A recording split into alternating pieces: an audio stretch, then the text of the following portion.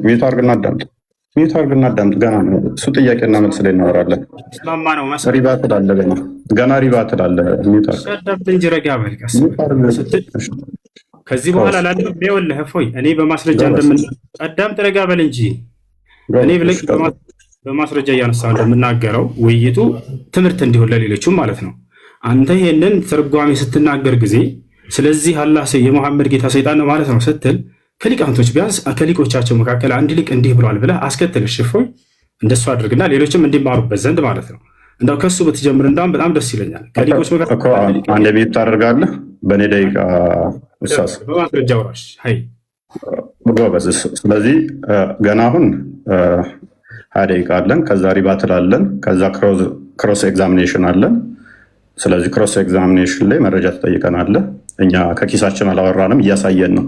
ሰው የሚያየውን አይክድም፣ አይኑን አይክድም አይደል ኡስታዝ? አስጀምረው እና አሁን ስታወራ በማስረጃ አድርጋቸው። እፎይ ሌላው እንዲማርበት ማስረጃ የሚለው ኡስታዙ ምንድነው እሱ እያሳየዋቸው ሳይሆን እንዲሁ አውራ ያለ ሳከፍት እያለ ነው ይመስለኛል። ሚዩት አድርገው በቃ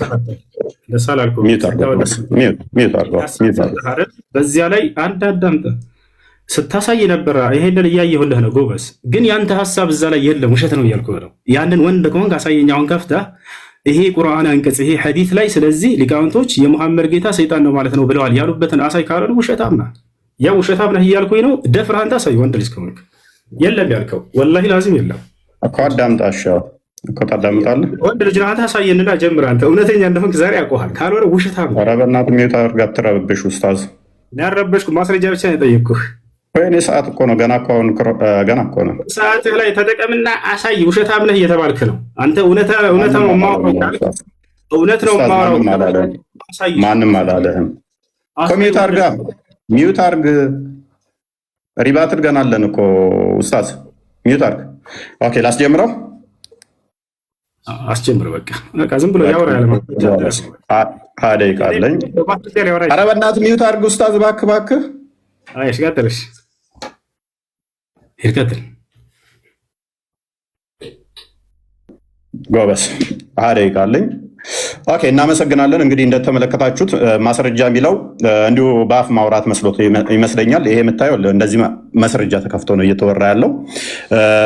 ሱራ 5:82 ላይ ለምሳሌ እኛ ክርስቲያኖች ለእናንተ ቅርባችሁ ከአይሁዶች ይልቅ እንደሆን ቁርአን ይናገራል። ከምንም በላይ ግን ነብይህ ለአንተ በጣም ምርጡ ስኮላርህ ነው። ሌላ ሰው አልጠቅስብህም ኡስታዝ። ነብይ ምርጡ ስኮላርህ ስለሆነ ሳሂህ ቡኻሪ ይኸውልህ ይታያል 44:85 ላይ on that Allah's messenger said don't believe the people of the scripture or disbelieve them የመጽሐፉ ሰዎችን እንዳታምኗቸውም ነገር ግን እንዳክዷቸውም ብሏል። ስለዚህ እኛን ምንሰጥህን አለማመን ወይንም ደግሞ የመካድ ሞራሉ ብዙም የለህም። ምክንያቱም እንድትጠይቀንም ስለታዘዝክ ማለት ነው። እንድትጠይቀን ጭምር እኛን ስለታዘዝክ አንተ ብቻ ሳይሆን ነብይህም እኛን የመጠየቅ ስለታዘዘ መማር አለባችሁ። መረጃ አይደለ የጠየቀኝ? መረጃ ልስጥህ ኡስታዝ ጎበስ። ይኸውልህ እንደዚህ ክፈት። ለወደፊትህ ስታወራ ዝም ብለህ አታውራ። እሺ ይኸውልህ እንደዚህ እየከፈትክ እያሳየህ ወደ አንተም ካወረድነው በመጠራጠር ውስጥ ብትሆን በደንብ አስተውል። እነዚያ ከአንተ በፊት መጽሐፉን የሚያነቡትን ጠይቅ፣ እውነቱ ከጌታ ዘንድ በእርግጥ መጥቶልሃል። ስለዚህ መጽሐፉን የሚያነቡት የመጽሐፉ ሰዎች የተባሉት አይሁዶችና ክርስቲያኖችን እንድትጠይቅ ነብይህም ታዟል። ስለዚህ ምንድን ነው እሱ ኡስታዝ? እኔ የምነግርህን አሜን ብለህ የመቀበል ግዴታ አለብህ። እንኳን አንተ ነብይህም እኛን እንዲጠይቅ ስለታዘዘ ማለት ነው። አንተም ብትሆን ደግሞ ያው መጠየቅ ግዴታ ነው፣ መማር አለብህ። ከአንተ በፊት ወደ እነርሱ ያን የምናወርድ ሰዎችን እንጂ ሌላ አናላክንም። የማታውቁም ብትሆኑ የእውቀት ባለቤቶችን ጠይቁ። የእውቀት ባለቤት መሆናችንን እንዳዘነጋ። ስለዚህ እንደዚህ ካልኩ ዘንዳ ኡስታዝ፣ ለወደፊትህ ግን ዝም ብለህ እንዳታወራ እሺ። ስለ እግዚአብሔር ያነሳኸው አለ። እግዚአብሔር ስም ያልከው አላህ የሚለው አሊላህ ከሚለው የመጣ ነው። ምን የሚታወቅ ነገር አይደለም። እሱ ከአረቦች ውጭ የሚታወቅ የለም። እግዚአብሔር የሚለው ግን ከአንተ ቁርአን ልስጥህ። እቺን ቁርአን አያት። እቺ የቁርአን ትርጉም የእናንተው ነች። ስለዚህ ምን ትላለች መሰለ እዚህ ጋር እንዲሁም የአምላክ ስም በደንብ አስተውል። እንዲሁም የአምላክ ስም በአማርኛ እግዚአብሔር የዓለም አምላክ ሲሆን በአረብኛ ዋና ስሙ አላህ ነው። እቺ አንተ ቁርአን ነች። እቺን ያንተ ተረጎሙልህ ነው። ስለዚህ እግዚአብሔር ማለት እግዚ ጌታ፣ ብሔር ህዝብ ወይንም ደግሞ የህዝቦች ጌታ የሚለውን ይሰጣል ማለት ነው። ያንተ ግን አላህ የሚለው ነቢያት ከሰበኩት ቁርአን ደግሞ በአረብኛ ከሆነ ኬታ መጣኸው ማለት በምን ብለው ነበር? ማን ብለው ነበር የሚጠሩት? ሌላኛው ከሌሊቱ 1/3 ሲቀር አላህ ይወርዳል ብሎ የሰበከ አንድ ነብይ ልታመጣልኝ ትችላለህ? ሳያል ቡካሪ 9ኛው ቮሊዩም ላይ ሉክ ነብይ ምን አለ? ኤቭሪ ናይት when it is the last third of the night our Lord the superior and the blessed descended to the lowest heaven ይላል። እንደዚህ ብሎ የሰበከ አንድ ነብይ ልታመጣልኝ ትችላለህ? ነቢያት አስተምሮ ነው ስላልክ አንድ ልታመጣልኝ ትችላለህ? አትችልም። ምክንያቱም ነቢያቶች ይሄንን ስለማያውቁት ከ7ኛ ሰማይ በላይ አርሽ ላይ ተቀመጠ ብለው የሰበኩ አንድ ነብይ የለም።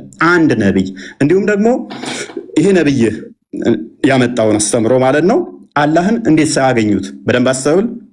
እንዴት ነው ሲያገኘው? ማለትም አላህን አግኝቶታል?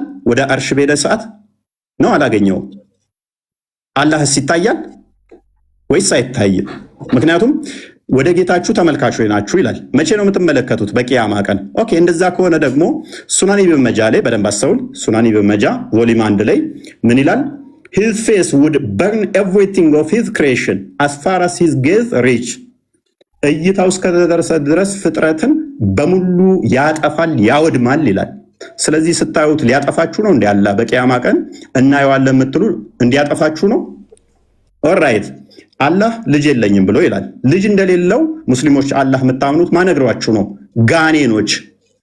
ኦኬ ሙሐመድ ወይ በል እነሆ ከጅኒ የሆኑ ጭፍሮች አደመጡ፣ እኛ አስደናቂ የሆነ ቁርአንን ሰማን አሉ። ኦኬ እነሆ ጌታችን ክብር ላቀ ሚስትንም ልጅንም አልያዘም። የዚህ ኡስታዝ አሁን አላህ አልወለደም አልተወለደም እርሱ አንድ ነው ብሎ የሚለውን የነገሩት ማናቸው? አጋንንቶች፣ ጂኒዎች። ቁርአንህን ነው መረጃ እየከፈትኩበት ያለሁት። ቁርአንህ ነው። ቁርአንህን ሜቢ አታውቀው ከሆነ አላውቅም። ሙሐመድ የአላህን ስም ሲጠራ አጋንንቶች ነበር የሚከመሩበት። ሉክ አጋንንቶች ክምር ይሆኑበት ነበረ። ምን ይላል 18ኛው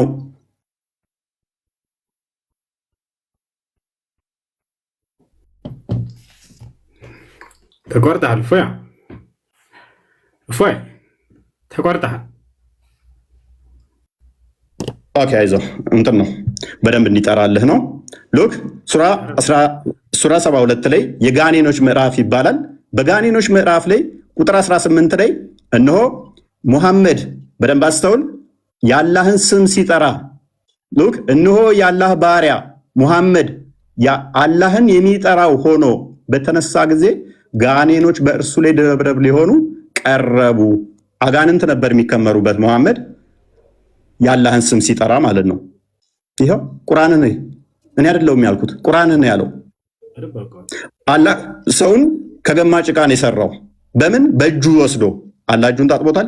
ሱናን አቢ ዳውድ 46:95 ላይ ታጥቧል አልታጠበም? ይሄው በሁለት እጆቼ ለፈጠርኩት ከመስገድ ምን ከለከለ ይላል። እጁን ሳይታጠብ ነው ያለው ወይንስ ታጥቧል? አላህ ጭንቅላት ይኖረው አይኖረው አይታወቅም። የትኛው ነብይ ነው አምላኩ በጭቃ አብኩቶ ሰራኝ ጭንቅላት ይኖረው አይኖረው ግን አላቅም ያለ ነብይ አለ? እጠይቅሃለሁ፣ አትሳቅና ተመለስ። ኡስታዝ ፍለፊቱን ያ ጎበዝ ሉክ እንደሱ ጎበዝ እንደሱ ስትሆን ያምርብሃል። አላህ 5 ጣቶች አሉት። እነኚህ ፓርቶች በፓርቶች የተገነባ ከሆነ እሱ ፍጡር ነው። 5 ጣቶች ስላሉ ያው 1 2 ብላችሁ መቁጠር ትችላላችሁ። ሳይ ሙስሊም 27:86 ኤል ታገኙታላችሁ። አላህ 5 ጣቶች አሉት። ይሄ 5 ጣቶች እጆች ያሉት ጠፍር አለው የለውም? ወንድማችን ኡስታዝ አለው የለውም? ጣቶቹስ ክፍል ናቸው ወይንስ ወጥ አንድ ናቸው? ክፍል ካላቸው ክፍሉ መሃሉ ቀዳዳው ፍጡር ነው ፈጣሪ ነው? በፓርቶች የተገነባ ከሆነ እሱ ፍጡር ነው፣ የፍጡር ባህሪ ስለሆነ ማለት ነው። ስለዚህ አላህ በምንም ተአምር ፈጣሪ ሊሆን አይችልም፣ ምክንያቱም የፍጡር ባህሪን ፕሮሰስ ስላደረገ።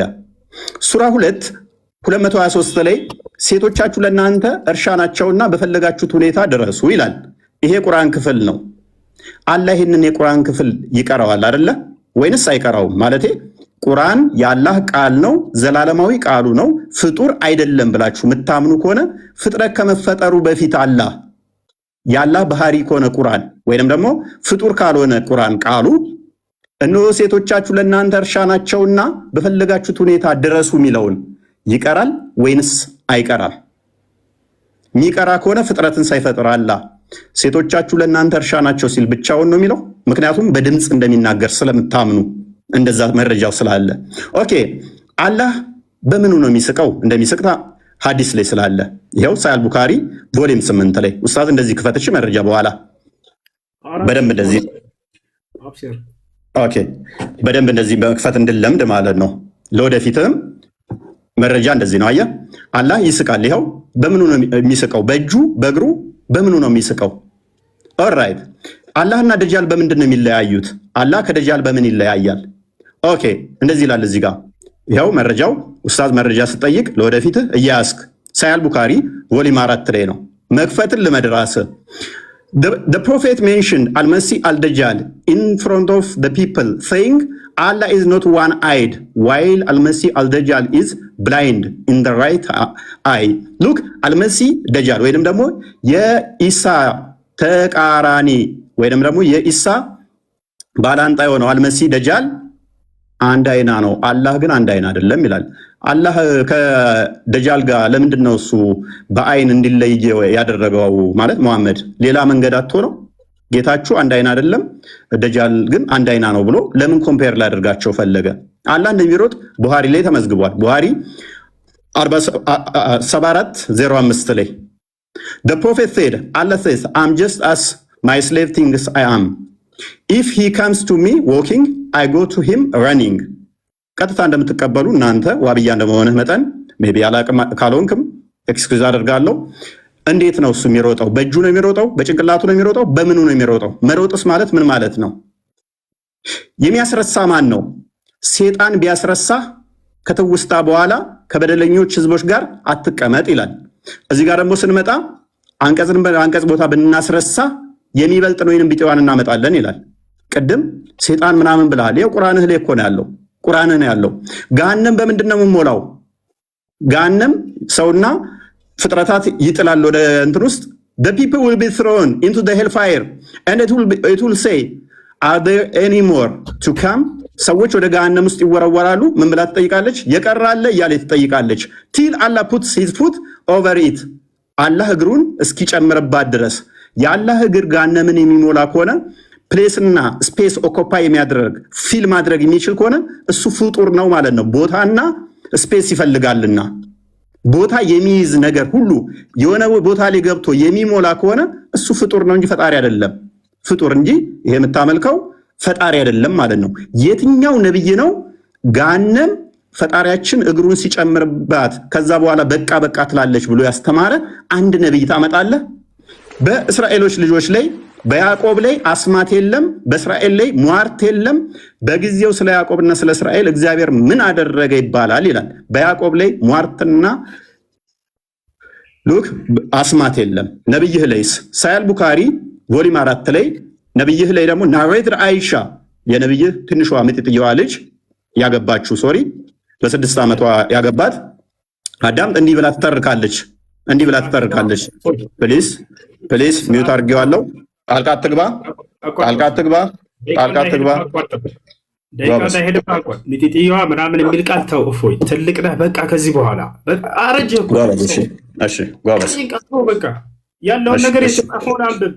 የተጻፈውን እየተባለልህ በቃ አይዞህ። እሺ አይዞህ። ሚጢጥየዋ ይሻላል ትጠይቃለህ። ችግር የለውም። እሺ ታዳምጣለህ?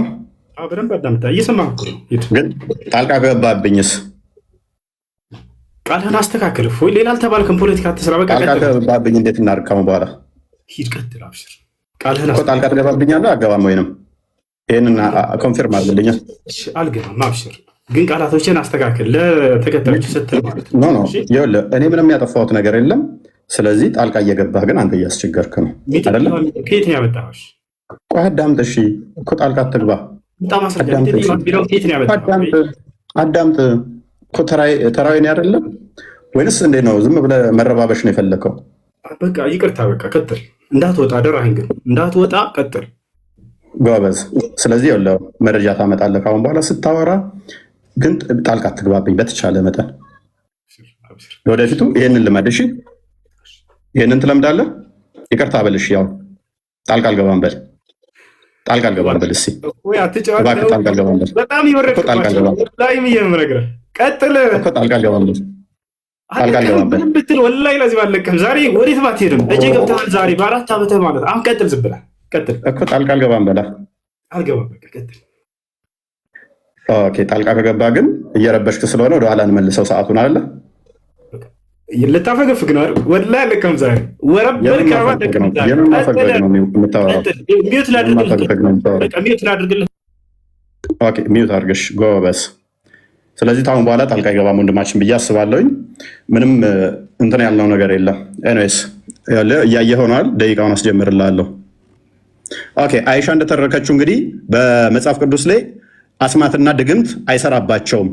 አይሻ እንደተረከችው ደግሞ magic was worked on Allah's prophet so that he began to fancy that he was doing things which he was not actually doing. Look, ድግምት ተሰርቶበት ያላደረገውን ያደረገ ይመስለው ነበረ ትላለች ማ አይሻ። ሌሎች መዛግብት ላይ ደግሞ የተገናኘ ከሚስቶቹ ጋር ይመስለው ነበር ብላ ትላለች ማለት ነው። ስለዚህ ወንድማችን እንዴት ነው እሱ የትኛው ነብይ ነው ማለት አላህ ይወጣል ይወርዳል ብሎ የሰበከ አንድ ነብይ ልታመጣልን ትችላለህ? ከሌሊቱ 1/3 ሲቀር አላህ ይወርዳል ሲል በምኑ ነው የሚወርደው? በምኑ ነው የሚወርደው? የአረፋት ቀን የአረፋት ቀን ይወርዳል ይለናል። እንዴት ነው የሚወርደው? መውረድ ማለት ምን ማለት ነው? ፖዚሽን ይቀይራል ማለት ነው። ዳይሬክሽን ይቀይራል ማለት ነው። ይሄ ደግሞ የፍጡራን ባህሪ እንጂ የፈጣሪ ባህሪ አይደለም። ታውቀዋለህ ሜይ ቢ ተተማርክ። እንዴት ነው እሱ? በምኑ ነው የሚወርደው? በምኑ ነው የሚንቀሳቀሰው? በምኑ ነው የሚወርደው? በምኑ ነው የሚሄደውስ? ማለት መረጃ ታመጣልኛለህ ቀጣይ። ሌላኛው ዋናው አላህ አባት አይደለም ብላችሁ ታምናላችሁ። አላህ አባት ያልሆነው ለምንድን ነው? አባት ተብሎ ማይጠራበት ምክንያት ምንድን ነው? እሱ አላህ ልጅ የሌለው ለምንድን ነው? እሱ ነቢያቶች የሰበኩት ፈጣሪ አባት ተብሎ ይጠራል፣ አላህ ተብሎ ይጠራል? ኖ ቁርአን ራሱ የተጻፈው ይህንን ለመቃወም ስለሆነ ሱራ 18:4 ላይ እነዚያን አላህ ልጅን ይዟል ያሉትን ሊያስፈራራ ወረደ ይላል። ለማስፈራራት ነው የወረደው። የሚያስፈራራው ቅድም ደግሞ እዛ ጋር ማን ነው ብሎናል? ሰይጣን ነው ብሎናል። ሊያስፈራራ ወረደ ይለናል። ማስፈራራ ለምን አስፈለገው? ለምን ነው የሚያስፈራራን? ነቢያት የሰበኩትን ለምን ነው የማትቀበሉት? ነቢያቶች እንደሰበኩ ታምናለህ? ለምሳሌ ሙሴ እንደዚህ ብሎ ያምናል። አንተ ታምናለህ? እናንተ አምላካችሁ እግዚአብሔር ልጆች ናችሁ ይላል። የአምላካችሁ የእግዚአብሔር ልጆች ናችሁ ታምናለህ አንተ እንደዛ ብለህ? ወይንስ ልክ አጋንንቶቹ እንደተናገሩት አላህ ልጅ የለውም ስላሉ አንተም ልጅ የለውም ትላለህ? መጽሐፍ ቅዱስ ራሱ የተጻፈው ኢየሱስ ሎክ በዚህ መጽሐፍ ያልተጻፈ ሌላ ብዙ ምልክቶች ያደረጋቸው አሉ። ነገር ግን ኢየሱስ እርሱ የክርስቶስ የእግዚአብሔር ልጅ እንደሆነ ታምኑ ዘንድ አምናችሁም በስሙ ሕይወት ይሆንላችሁ ዘንድ ይህ ተጽፏል። የማን ልጅ እንደሆነ? የእግዚአብሔር ልጅ እንደሆነ። ቁርአንስ የተጻፈው ለመቃወም፣ ይሄንን ተቃውሞ ደግሞ የሰይጣን ነው። ለምንድን ነው ለመቃወም የመጣው? አላህ ማለት የሰይጣን ከሆነ ለመቃወም ለምን መጣ? ለምንድን ነው እሱ ይሄንን የተቃውሞ እምነት የመሰረታችሁት? አላህ ምንም ልጅ ያሌለበት ምክንያት ምንድን ነው እሱ? ኦኬ ምናልባት ይሄንኛው ይሆን ቁርአናችሁ ስለሚናገር ማለት ነው። በዚህኛው ምክንያት ነው ብለህ ታምናለህ ኡስታዝ? ልጅ የሌለው ቁርአኑ እንደዚህ ስለሚል ልጅ የሌለው ምክንያቱ ምንድን ነው እሱ? አላህ ለምንድን ነው ልጅ የሌለው? አባቴ የማይባልበት ምክንያት ለምንድን ነው እሱ? አይ ቲንክ በዚህ ይመስለኛል። እርሱ ሰማያትና ምድርን ያለ ቢጤ ፈጣሪ ነው ይላል። በደንብ አስተውል። ቁርአን ነው የሚለው ለእርሱ ሚስት የሌለችው ሲሆን እንዴት ለእርሱ ልጅ ይኖረዋል? ነገርን ሁሉ ፈጣሪ ነው ፈጠረ። ሶሪ ልጅ የሌለው ለምንድን ነው? ሚስት ስለሌለው። ለእርሱ ሚስት የሌለችው ሲሆን በደንብ አስተውል። ለእርሱ ሚስት የሌለችው ሲሆን እንዴት ለእርሱ ልጅ ይኖረዋል? ይሄንን ከምን አንጻር ነው? ከአጋንንቶች ጋር ነው አሁንም ያለው። ከአጋንንቶች ጋር ለምንድን ነው አላህ እንደዚህ የተያዘው? ምክንያት ይኖረው ይሆን? ትመልስልን ይሆን ኡስታዝ? በመረጃ እንደዚህ እያወጣ ትመልስልን ይሆን? የአላህ እጆች ቀዝቃዛ ናቸው። ቅዝቃዜ ደግሞ በደንብ አስተውሉ። ቅዝቃዜ ከአንዱ ወደ አንዱ ሙቀት መቀበል አለበት ማለት ነው፣ ቀዝቃዛ ከሆነ። ይሄንን ሎክ ሙሐመድ ምን ይላል? then I saw my lord look, sorry, in the most high and the last of appearance. So I saw him place his palm between my shoulders. I sensed the coolness of his fingertips. የጣቶች መዳፎች አሉት። አላህ መዳፍ አለው፣ ጣቶች አሉት። እነኚህ ፓርቲሽን አለው ማለት ነው። እንደዚህ ፓርቲሽን አለው። እጅ እንደዚህ መዳፍ ካለው ቀኝና ግራ ካለው ይካበባል ማለት ነው። የሚያዋስነው የሚያካልለው አለ ማለት ነው። የሚያዋስነው የሚያካልለው አለ አላህን ማለት ነው። ይሄ ደግሞ የፍጡር ባህሪ አይደል እንዴ ኡስታዝ? አላህ ይሄን እንደዚህ ነው የምታምኑት? ምን ብላችሁስ ነው የምታምኑት? ሌላኛው ፍጡር አይደለም ብላችሁ ቁርአንን ቃሉን ያላህ ቃል ነው ፍጡር አይደለም ብላችሁ ታምናላችሁ። ለምሳሌ አሊፍ ላም ሚም ይሄ ያላህ ባህሪ ነው። ፍጥረትን ከመፍጠሩ በፊት አሊፍ ላም ሚም ይላል። ይሄ ምንድነው እሱ ትርጉሙ? ለአላህ ምንድነው እሱ? ይሄ ባህሪው ከሆነ ምክንያቱም በድምጽ እንደሚናገርም ስለምታምኑ ማለት ነው። በድምጽ የሚናገር ከሆነ በድምጽ መናገር የጀመረው አላህ ፍጥረትን ከፈጠረ በኋላ ወይንስ ከመፍጠሩ በፊት በድምጽ ይናገር ነበር አላህ? ይሄው በድምጽ እንደሚናገር ባህሪ 47:11 ላይ አላህ ሊትራሊ ድምጽ አለው ብላችሁ ስለምታምኑ፣ ስለዚህ እችን ሲቀራት ማለትም ለጅብሪል ሲነግረው አሊፍ ላም ሚም ብሎ ነው። አንተ ታርመኛለህ ኡስታዝ ስለሆንክ የሱ ድምጽ እንዴት እንደሆነ በድምጽ ስለምታምኑ፣ ፍጥረትን ከመፍጠሩ በፊትስ ይህን ድምጽ ይጠቀመው ነበር ወይ? ምክንያቱም ድምጽ ደግሞ ሶሊድ፣ ሊኩዊድ ወይንም ጋዝ እነኝህን ስቴቶች ይፈልጋል ለማለፍ።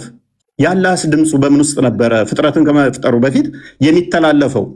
እነኚህ ደግሞ እነኚህን የሚፈልግ ድምፅ የሚፈልግ ከሆነ እሱ ፍጡር ነው ማለት ነው። አሊፍ ላም ሚም እቻውን ፍጡር ነው ፍጡር አይደለችም? ኡስታዝ ምን ብልሃት ነው የምታምነው? ሌላኛው ኦኬ ቁርአን ፍጡር ካልሆነ በደንብ አስተውል። ቁርአን ፍጡር ካልሆነ ኦኬ በገረጣ መልክ ይመጣል ይላል። ታምናለህ እሱን?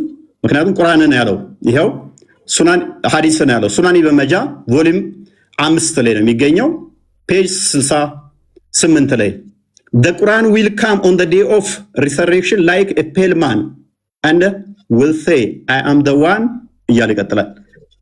አምላክ ቃሉ ፍጡር ካልሆነ በቂያማ ቀን ደግሞ የገረጣ ሰው ሆኖ የሚመጣ ከሆነ ስንት ፍጡር ያልሆኑ ታመልካለህ ኡስታዝ? ስንት ፍጡር ያልሆኑ ነው የምታመልከው? ሌላኛው ተውሂድን ታምናለህ አይደለ? ተውሂድ ታምናለህ ብዬ አምናለሁ። ቃል ላይ ጥገኛ ከሆናችሁ ተውሂድ የሚል ቃል ማለትም ያስተማረ ነብይ ይኖርወን ማለት በሶስት ከፍሎስ ያስተማረ ይኖርወን ተውሂድ የሚልን ተውሂድ አልአስማኡል ሲፋት፣ ተውሂድ አልሩቢያ፣ ተውሂድ አልኡሉሂያ ብሎ ያስተማረ አንድ ታመጣልኝ ይሆን? ከነቢያት ውስጥ አንድ ማስረጃ ታመጣልኝ ይሆን? ወይንስ ተውሂድ አታምንም ማለት እኛን ስትጠይቀን ይሄ አንተ ጋር እንደሚመጣ አላወቀው? ተውሂድን ታምናለህ ወይንስ አታምንም? ምታምን ከሆነ ከነቢያት አስተምሮት ውስጥ ስለ ተውሂድ አንድ የምታመጣው ነገር አለ? አምላካችን ተውሂድን ገልጾልናል ብለህ ምታምን ከሆነ ማለት ነው። ወይንስ አታምንም? ይሄንን ታምናለህ አታምንም? ኦኬ አላህ ወደ ቅርቢቱ ሰማይ የሚመጣ ከሆነ በደንብ አስተውል። ወደ ቅርቢቱ ሰማይ መምጣት ብቻ ሳይሆን በደመና እንደሚመጣ ታምናላችሁ። በደመና የሚመጣ ከሆነ መቼ? በቂያማ ቀን ከመላእክቱ ጋር በደመና ውስጥ በደመና ጥላ ውስጥ ሆኖ ይመጣል። ስለዚህ ፍጡር ውስጥ ይገባል ማለት ነው። አላህ ሁለት ቀኝ እጆች ካሉት አላህ ፊትና ኋላ ካለው ደመና ውስጥ የሚገባ ከሆነ ፍጥረት ያካብበዋል፣ ያካልለዋል፣ ያዋስነዋል ማለት ነው። እሱ የፍጡር ባህሪ ነው፣ ፈጣሪ ሳይሆን። ፍጥረት የሚያካብበው ከሆነ ፍጡር ይሆናል ማለት ነው። ይኸው አላህና መላእክቱ ከደመና በሆነ ጥላ ውስጥ ሊመጧችሁ እንጂ አይጠባበቁም። ጥላ ተጠልቶለት የሚመጣው አምላክ በደመና ውስጥ የሚመጣው አምላክ የሚያካብበው የሚያካልለው የሚያዋስነው ካለ ይሄ ሊትራሊ ፍጡር ነው፣ የፈጣሪ ባህሪ አይደለም ማለት ነው። ኡስታዛችን ይህንን ማወቅ አለብህ። እግዚአብሔር ማንንም አይመስልም። በማን ትመስሉኛላችሁ? ከማን ጋር ታስተያዩኛላችሁ? እንመሳሰል ዘንድ ከማን ጋር ታስተያዩኛላችሁ ይላል። እግዚአብሔር በማንም አይመሰልም፣ በማንም አንዴ ከማንም ጋር አይተያይም ማለት ነው። ስለዚህ ለእግዚአብሔር መጣ፣ ሄደ፣ ቆመ፣ ተነሳ ተብሎም አይነገርም። እግዚአብሔር ምን ስለሆነ መንፈስ ነው። እግዚአብሔር መንፈስ ነው። ሎክ ሰዓቱን ታይልኝ ከይቅርታ ኦኬ፣ ሰዓት ጨርሰናል። ቴንክ ዩ። መረጃ እየከፈትክ እንደዚህ ትቀጥላለህ። ጎበስ አስጀምሮሽ። እንግዲህ ልናወራ የመጣ ነው አርእስቱ እንዳያችሁት የነቢያት አምላክ የትኛው ነው የሚል ነበር። ግን ልጁ ርዕሱ ምን እንደሆነ ራሱ አላወቀም መሰለኝ፣ ወይንም ደንግጧል። ሙሐመድ እንደዚህ ሆኖ አይሻ እንደዚህ ሆነ፣ ሙሐመድ ድግም ተሰርቶበት፣ ሙሐመድ አጋንንት ምናምን። አምላክን ንገረን እንጂ ሳትነግረን ሰዓት እኮ አለቀ። ፎይ አምላኩን ሳያስተዋውቀን ሰዓቱ አለቀ። ሙሐመድና አይሻ ላይ ደንግጧል ይሄ ልጅ። ወይንም በቃ የሚያውቀው ይሄ ልጅ ስለ አይሻና ስለ ሙሐመድ ብቻ ነው ማለት ነው። ስለ አምላኩ አይደለም። ለማንኛውም እያነሳ ይሄ በአንተ ዘንድ እንዴት ነው እያለ የሚጠይቀው ነገር አለ። ያንን እስኪ እናንሳለን። ይወቻል ምንድነው አንዴ አላህ ከሙስሊሞች ከቁርአን ውጭ ምናምን አይታወቅም የሚል ቃል መጀመሪያ ሲያነሳ ነበር። ይወታችኋል።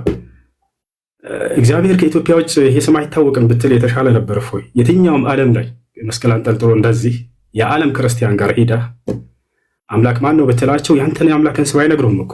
ከኤርፖርት አያልፍም እግዚአብሔር የሚለው ስም ማለት ነው። አንተ ሌላ ዓለም ላይ ይታወቃል ካልክ ይህን በማስረጃ ታሳያለህ። አላህን ግን ሙስሊሞች ብቻ ናቸው ወይ የሚያውቁት አምላክነቱን? በቁርአን ላይ ብቻ ነው ወይ? ላ አይደለም። በምን ይታወቃል? በራሱ መጽሐፍ ላይ የአረብ ክርስቲያኖች አሁን ብሉይ ኪዳንና አዲስ ኪዳን ለናሙናነት ያክል ሙሴና ኢየሱስ አምላካቸውን አላህ ብለው እንደሚጠሩ በአረበኛ መጽሐፍ ቅዱስ ላይ ላሳየህ ነው በማስረጃ። አላህን የምናውቀው እኛ ብቻ አይደለንም። የራሱ የገዛ መጽሐፉን አያውቀውም ወይ? ላሳያችሁ። ኦሪት ዘፍጥረት ምዕራፍ 1 ቁጥር 1 ምን ይላል?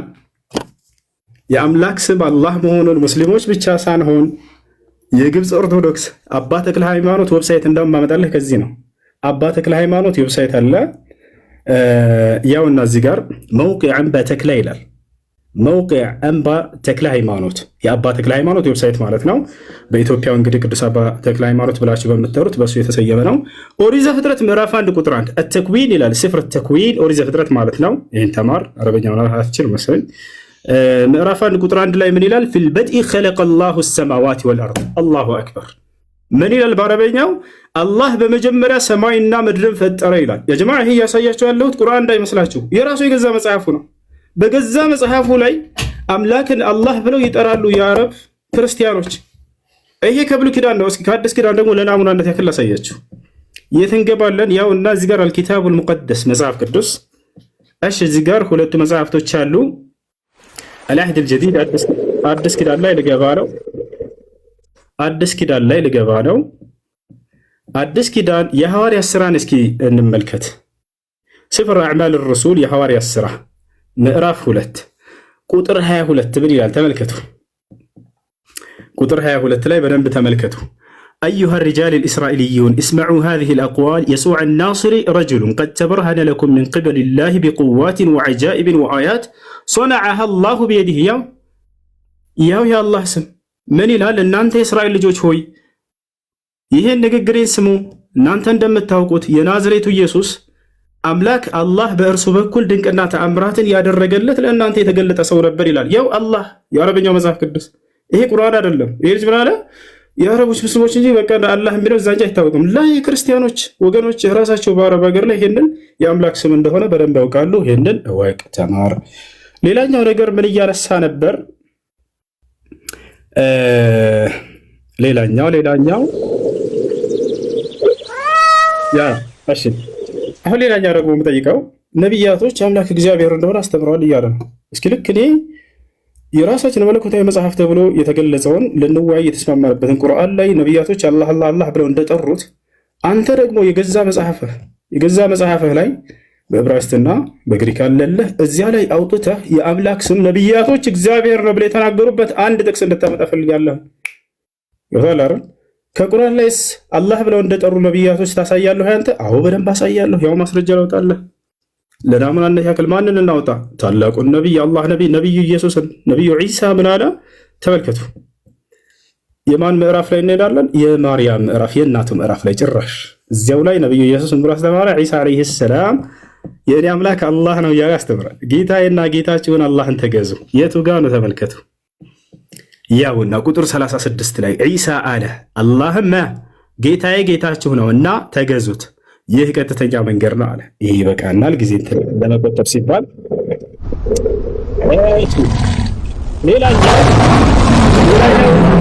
ሌላኛው ምን ብሎ ነበር? አላህ ከአርሽ በላይ ነው፣ አላህ ከአርሽ በላይ ነው ትላላችሁ። ለመሆኑ ከነቢያቶች አምላክ ከአርሽ በላይ እንደሆነ የተናገረበት ቦታ አለ ወይ? አዎ አለ። እግዚአብሔር በዙፋኑ ላይ ቁጭ ብሏል። እግዚአብሔር በዙፋኑ ላይ ቁጭ ብሏል። ያውና ዙፋን ካላወቅ በአረበኛ አርሽ ማለት ነው። እሺ በአርሽ ላይ ስትነበር አርሽ የአረበኛ ቃል ስለሆነ ነው። በአማርኛ ሲቀየር ዙፋን ነው። ያውና አምላክህ በዙፋን ላይ ደል ብሎ ተቀምጧል። መጽሐፈ ነገሥት ቀዳማዊ ምዕራፍ 22 ቁጥር 19 ሚልክያስም አለ እንግዲህ የእግዚአብሔርን ቃል ስማ፣ እግዚአብሔር በዙፋኑ ተቀምጦ ያሰላም። እግዚአብሔር በዙፋኑ ተቀምጦ ሌላን ጨምር። መጽሐፈ ዜና መዋዕል ካልዕ ምዕራፍ 18 ቁጥር 18 ሚክያስም አለ ይቅርታ፣ እንግዲህ የእግዚአብሔርን ቃል ስሙ፣ እግዚአብሔር በዙፋኑ ተቀምጦ ያሰላም። ጨረስን ይሄን። ስለዚህ በዙፋኑ ላይ መቀመጥ የፍጡር ባህሪ ነው እያለ አላህ ፍጡር ነው። ስለዚህ አምላክህ መጀመሪያ ፍጡር መሆኑን አምነህ ነው ማለት ነው። አላህ ላይ እንደዛ እየተፈላሰፍክ ያለኸው። እንቀጥላለን። ሌላ ስለ አጋንንት በተመለከተ መጨረሻ ላይ በደንብ እንወያያታለን። ዛሬ አጋንንት ምን እንደሆነ በእስልምናና በክርስትና ሰፋ ያለ በእርሱ ላይ እናወራለን። እፎያ ሁላቸው የሚገነዘቡ ዘንድ እችን በደንብ አድርገህ ያዛት። ገብቶሃል አይደለ? ስለ አጋንንት በደንብ አድርገን እናወራለን። ማን ነው በትክክል የገለጸው አጋንንትን? እስልምና ነው ወይንስ ክርስትና የሚለው ያዘው እሱን። እሺ አላህ ጣት አለው፣ ጣት ካለው ደግሞ ፍጡር ነው እያለን ነበር። ላ ያ አኺ እግዚአብሔር ጣት አለው። ያው ማስረጃ ያው ኦሪት ዘጸአት ምዕራፍ 8 ቁጥር 19 ጠንቋዮችን ፈርዖንን ይህስ የእግዚአብሔር ጣት ነው አሉት። እሺ ችግር የለውም ይሄ ጠንቋዮች ናቸው ያሉት እንለፈው። ሌላ ማና ነገር ኢየሱስ ክርስቶስ እኔ ግን በእግዚአብሔር ጣት አጋንንትን የማወጣ ከሆንኩ አለ ኢየሱስ ክርስቶስ ያሰለው። ስለዚህ እግዚአብሔር ጣት አለው። ጣት ካለው አንድ ነገር ፍጡር ነው ማለት ነው እያለ የራሱን ፍልስፍና ይሰራል። ይሄ ልጅ ብዙ ጊዜ ላይቭ ላይ ተቀምጦ ይሄን ነበር የሚያደርገው። ዛሬ ተገኘህ አልሐምዱሊላህ። የሆነ ሐዲስ ያነሳና የራሱን ፍልስፍና ይሰራል። የሆነ ቁርአን ያነሳና የራሱን ፍልስፍና ይሰራል። በዚያ ከታች ያሉት ወገኖችን ያስቃል። በቃ እውነት ላይ ያሉ ያስመስላቸዋል። ገብቷቸዋል። ያ ነው አሁን የራስን ፍልስፍና ከዚህ ይህን። ስለዚህ አላህ ጣት ስላለው ፍጡር ነው ያለ አንድ ሊቅ ልታመጣልህ ትችላለህ? ከሊቃውንቶቻችን ከሙፈሲሮቻችን ወፍ ከየትም አታመጣም። ነገር ግን አንተ አምላክ ጣት አለው ብለህ ካመንክ ይሄ የፍጡር መገለጫ ነው ካልክ አምላክ ፍጡር መሆኑን አምነህ ነው ማለት ነው የመጣኸው። ያው ኢየሱስ ክርስቶስ ራሱ እግዚአብሔር ጣት እንዳለው ተናግሯል ማለት ነው። እንቀጥላለን። እሺ ምን ብሎናል? አላህ ሰማይና ምድርን ከመፍጠሩ በፊት ቁርአን ይቀራ ነበር ብሎናል። ይሄ ልጅ ይገርመኛል። ለማንኛውም ማስረጃ ሲላሳየ ይሄ ضعيف ሐዲስ ነው። እሺ የነገሩህ ሰዎች ሸውደውሃል። ይሄ ضعيف ሐዲስ ነው። ላይቭ ላይ ሆነ እንደምታወራ አይደለም። ዛሬ ተይዛል። ያውና አላህ ሰማይና ምድርን ከመፍጠሩ በፊት ቁርአን ይቀራ ነበር እያሉ የሚነግሯቸው ያው ሐዲሱ ከነ ማስረጃው ላሳያቸው።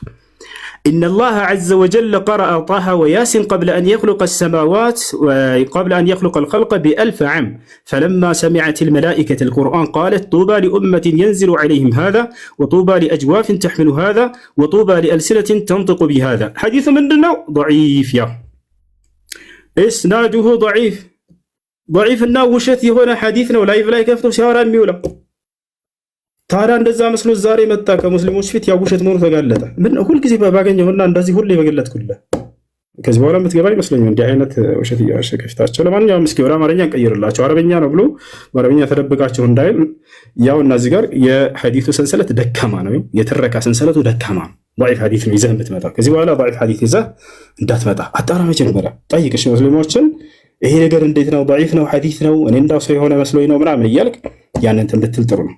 ፊትን ለምን እንደደበቀ አላውቅም። ወላሂ ላዚም እኔ ፊት ለፊት እየተወያየሁት ፎያ በቀጣይ እንድትወጣል። እሺ የፊትን ገጽታ ማየት ፈልጋለሁ። እሺ ችግር የለውም በጣም አለ።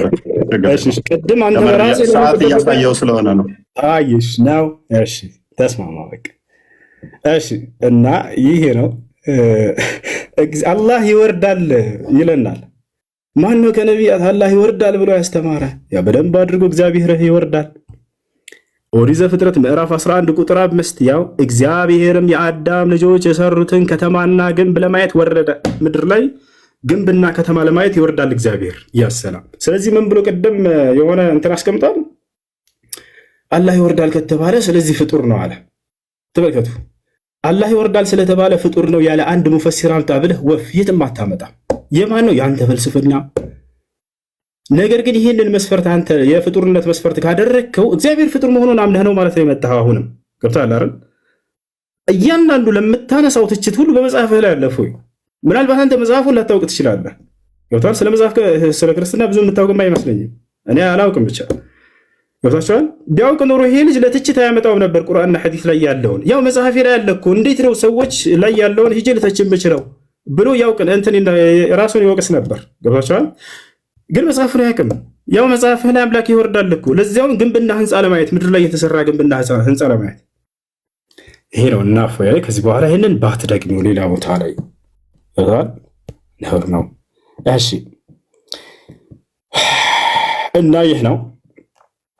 ሌላኛው ተውሂድን ያስተማረ ነብይ እያለ ነበር።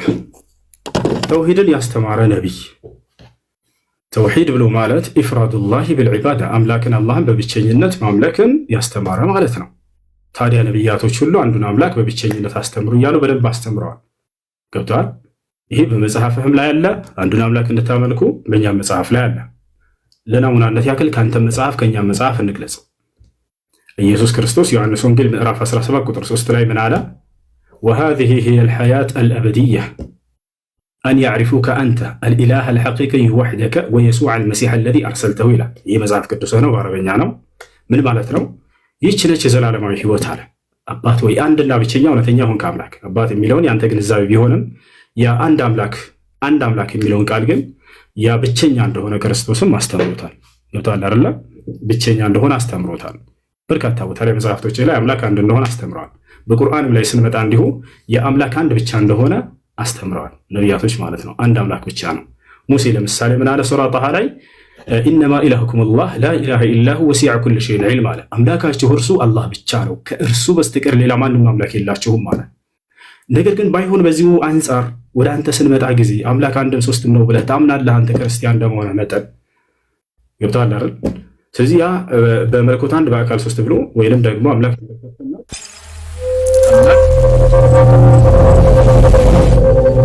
አንድም ሶስትም ነው ብሎ ያስተማረ አንድ መጽሐፍ ቅዱስ ላይ በገዛ መጽሐፍህ ላይ ከሌላ መጽሐፍ አልጠይቀም፣ በገዛ መጽሐፍህ ላይ ከኦሪት ዘፍጥረት እስከ ራእይ ድረስ አምላክ አንድም ሶስትም ነው ብሎ ያስተማረ አንድ ነብይ ነው ለታሪክ ልታመጣልኛለህ? ሁለት አይደለም አንድ። እሱን ያዘው። ደቂቃ ላይ እስካሁን ያ አላህ። እሺ 7 ደቂቃ አለ። ሌላኛው ነገር ስለ አላህ አካሎች ሲናገር ነበር። ጥቅልል አድርግ እሱን ስለ አላህ አካሎች አላህ እጅ አለው፣ አላህ እግር አለው፣ አላህ ጣት አለው ምናምን እያለ ነበር። እግዚአብሔር ጣት እንዳለው አሳይቼላቸዋለሁ። ሌላኛው ምንድነው? እግዚአብሔር እግር አለው ወይ? አዎ እግዚአብሔር በደንብ አድርጎ እግር አለው። ላሳያችሁ፣ ሁሉንም አሳያችኋለሁ። እግዚአብሔር እግር አለው፣ በእግሮቹ ይረማመዳል። ያ ነው በማስረጃ እያለ ነበር እፎይ ቅድም። ያ ነው ማስረጃ ያው እያሳየን እንዲሆን እዚህ ጋር ምን ይላል መጽሐፍህ ላይ ያውና እግዚአብሔር እንዲህ ይላል፣ ሰማይ ዙፋኔ ነው፣ ምድርም የእግሬ መረገጫ ነው ይላል። ምድርም የእግሬ መረገጫ ነው ይላል። ምናልባት ይሄ መጽሐፍ አንተ ከተቀበልከው ይህ እግር የሚባለው ነገር እጅ የሚባለው ነገር በአዳም ላይ ያለ አካል እና ገጽታ በአብን በወልድም በመንፈስ ቅዱስም ላይ አለ ይላል መጽሐፍ። ከዚያ በመጽሐፍ እስኪ ላውጣለህ። ምናልባት በስጋ ስለተገለጠ ነው ኢየሱስ ክርስቶስ ልትሉ ትችላላችሁ። በአብን በወልድም በመንፈስ ቅዱስም ላይ አሉ እነዚህ አካሎች ብሎ ግን ይናገራሉ። እነዚህ ይህን መጽሐፍ እሱ ይክዳል ብዬ አላስብም። እስኪ ላሳያችሁ።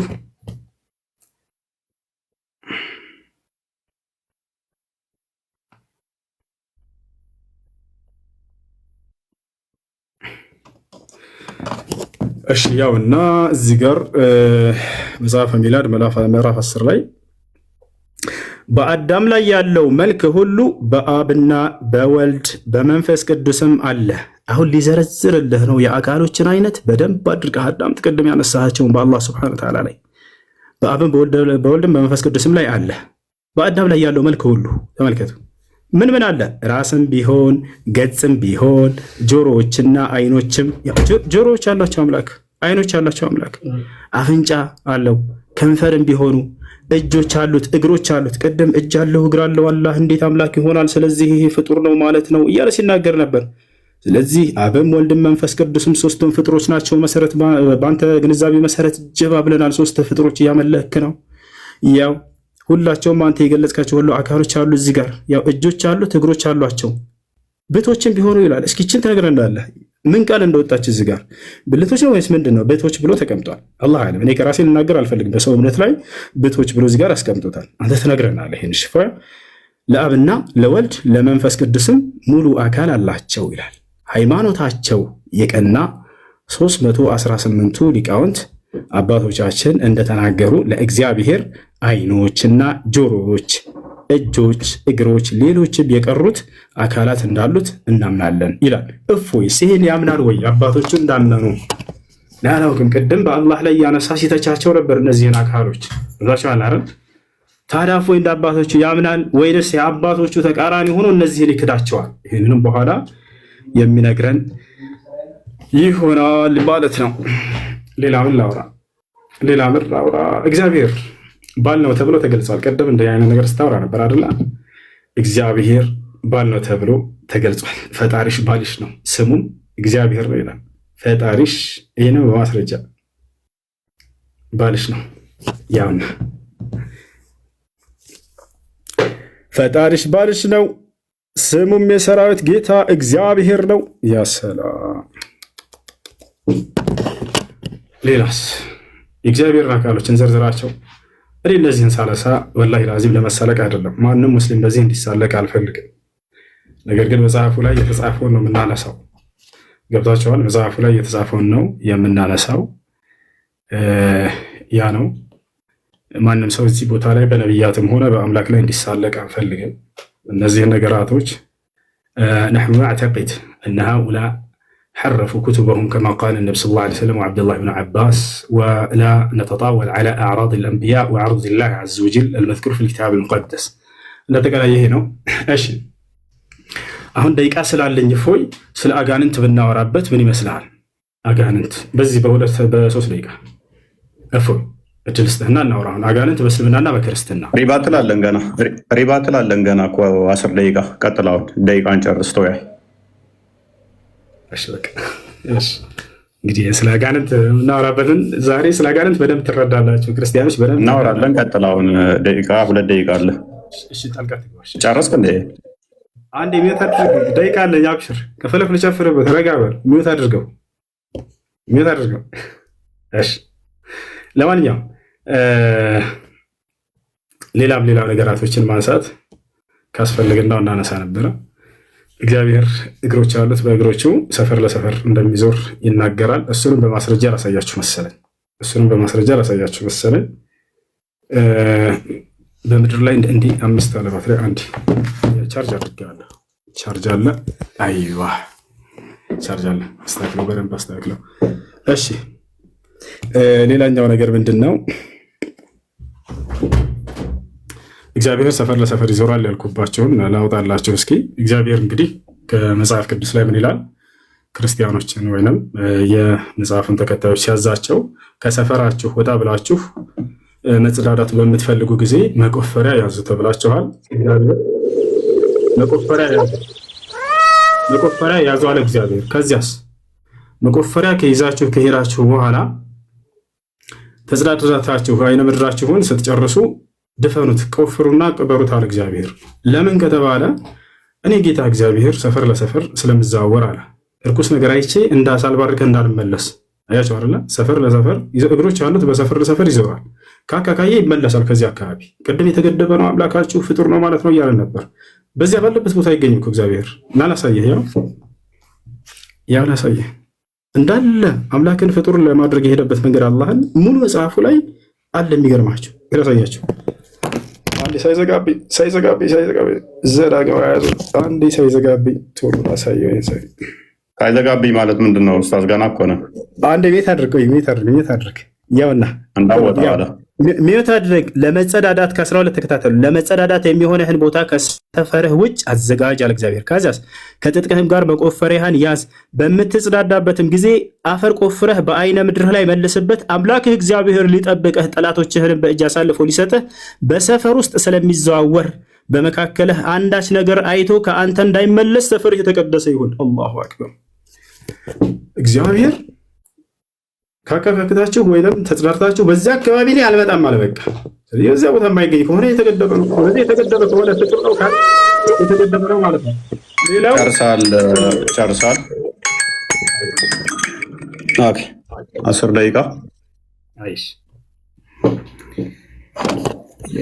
ያው ይታያል። አዎ ይታያል። ብትወጣ በቪዲዮ ደቂቃ አለን። መረጃ ላሳየህ ነው። ተረጋጋ፣ እንወጣለን። አይዞህ ያ ደቂቃ አንተ ነህ ያስያዝከን። መልካም ቅድም ጀምሬ ነው ያቆምኩት። እግዚአብሔር በምንም በማንም አይመሰልም። በደንብ አስተውሉ። በምንም በማንም እንደዚህ በቦዲ ፓርቶች አይመሰልም። እግዚአብሔር ቦዲ ፓርቶች አሉት ተብሎ እጅ፣ ጣት፣ እንደዚህ አይነት ነገሮች ተከፋፍለው የፍጡራን መገለጫ የሆኑ ለፈጣሪ አሉት ብለን አናምንም። ነገር ግን በመጽሐፍ ቅዱስ ላይ ግብረ አካላት የሚባሉ አሉ። በግብረ አካላት ተገልጸዋል። እሱ ያመጣው ምንድነው? እሱ መጽሐፈ ሜላድን ጠቅሷል። ምዕራፍ 10 ላይም አለ። እንዲሁም ደግሞ ሰለስቱ ምዕት ላይ ብሎም ጠቅሶታል። እነኚህ ናቸው። እነኚህን የጠቀሳቸው እነኚህን እጠይቅሃለሁኝ ና ተመለስ። እነኚህን ከሶርሳቸው ታመጣለህ ማለት ነው። ታመጣታለህ፣ ከሶርሳቸው ታመጣለህ ማለት ነው። እነኚህን ከሶርሳቸው ቀጥታ ታመጣለህ። አትናቴዎስ ግን በደንብ አስተውል። አትናቴዎስ ይህንን እንዳላለን ያሳይሃለው ማለት ነው። አትናቴዎስ አላለም። ልክ እኛ እናንተን ስንጠይቃችሁ አረብኛውን አምጣ ወይንም እንደዚህ እንደምትሉት አንተም ኦሪጂናሉን ታመጣለህ ማለት ነው። ቅዱስ አትናቴዎስ እንደዛ አላለም። ቅዱስ አትናቴዎስ እንደዛ እንዳላለ ላሳየ። ሰለስቱ ምዕት የተጠቀሰው ከዛ ስለሆነ ስህተት ነው አንተ የጠቀስከው። ቅዱስ አትናቴዎስ እንደዛ ስላላለ ማለት ነው። ለእግዚአብሔር ፊት፣ ኋላ፣ ጀርባ አይነገርለትም የሚነገርለት ስላልሆነ ማለት ነው። ስለዚህ አትናቴዎስ ብሏል ተብሎ በአትናቴዎስ ላይ የተነገረው ያንኛው